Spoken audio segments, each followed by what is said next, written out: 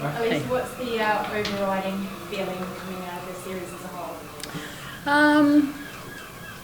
There's a few different feelings. For me, at the moment, I think pride.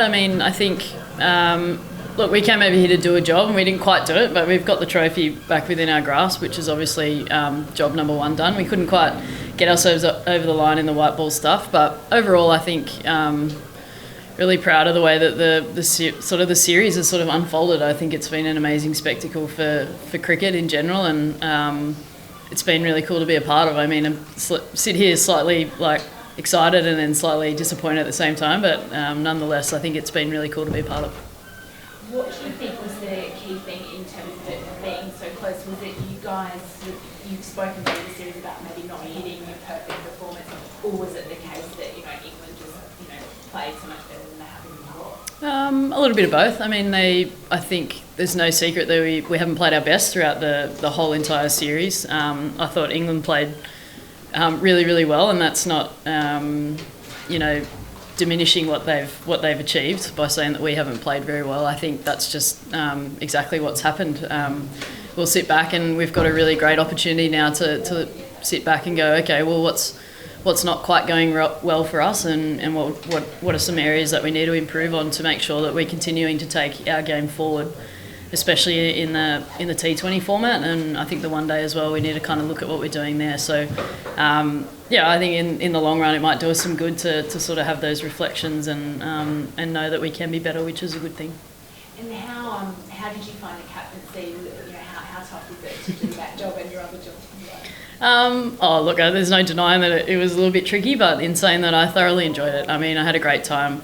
Felt really well supported by the rest of the playing group and also the support staff in enabling me to do it my own way and sort of give it a red hot crack. So I thoroughly enjoyed it, and it's no mean feat to come over here and play an Ashes series away and to retain the trophy. So from that perspective, really proud. Obviously would have loved to have done a little bit better individually, but if I'll make a duck every day if we win games of cricket, so I'll be happy.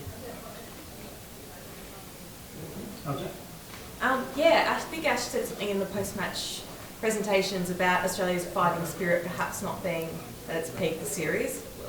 Would you agree with that? Yes and no. I think it was there in parts. I think we showed it the other night. It was really there when we really, really needed it.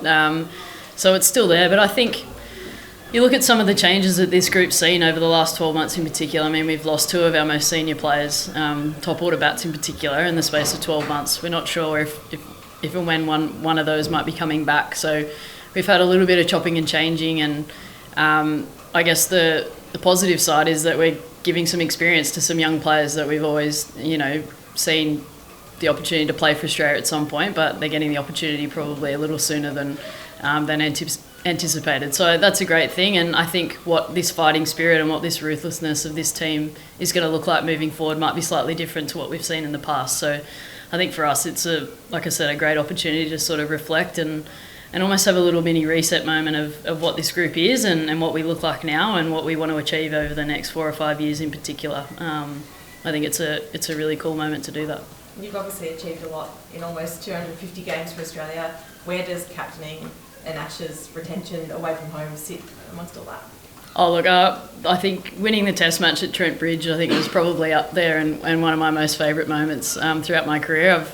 I've seen a lot, done a lot, been a part of a lot, but that was a really cool moment. And yes, retaining the Ashes was really special, but to get a win in a Test match away from home was pretty special. Thanks, Mitch. Does it feel like a little bit of an end of an era for Australia to lose? You've lost your first ODI series in 10 years. Is that how it feels to you? Not really. I wouldn't say an end of an era. I think it's probably maybe a little bit of a moment that we potentially needed. I think we looked back on the T20 series and we felt like that might have been coming for a little while. I think we've sort of we hate the term found a way to win some moments in key series and tournaments over the last few years, and I think we're going to need to look at how to adapt and continue to grow as a T20 side. But the one-day format probably hurt us a little bit because I think we're still a really strong side and a really strong outfit, and to play the way we did was obviously disappointing. Don't think it's an end of an era. I think it's the start of an era of English cricket. Definitely, I think what they're producing at the moment and the way they're enjoying their cricket is great to watch, and you can see by the people turning up to come and see their team play. So that's really exciting, and for us, we'll just learn from it and continue on, hopefully being great. Do you think that the schedule and the crowd lays down a little bit of a challenge for Cricket Australia in the next Ashes? Definitely. I mean, it's a good thing, right? I think ECB have put CA under a little bit of the pump and said, over to you now and see what you can do. So it's great for the game.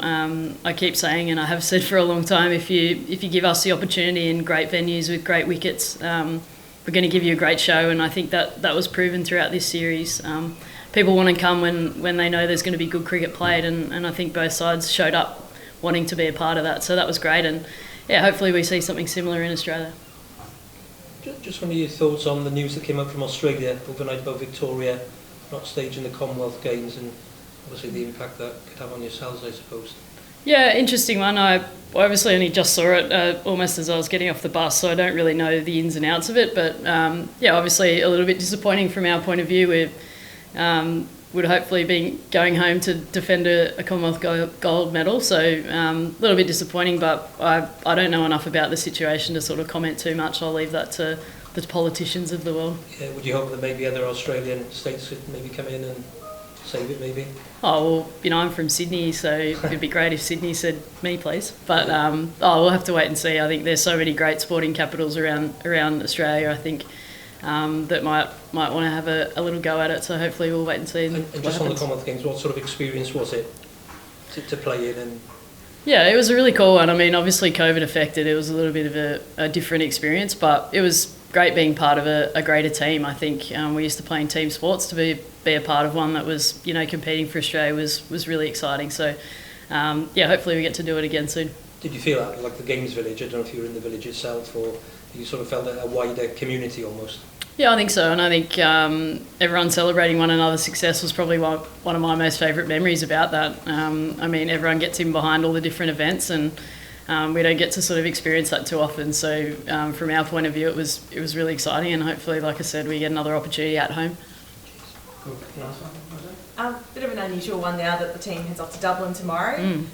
Is it almost a positive to get back on the horse straight away and work on some of the things that you might want to work on? I think so, and I think probably a good opportunity for, like I said, for people to reflect and work on things that they want to. We're not taking Ireland lightly. I mean, they're coming off a win against Australia in the World Cup, so I dare say we might be the underdogs. But look, I think it's a great opportunity for us to go out there and I guess show everyone just how we can play, and hopefully maybe the shackles will come off a little bit and we can do that. But we'll have to wait and see what sort of conditions we're going to get given in Dublin.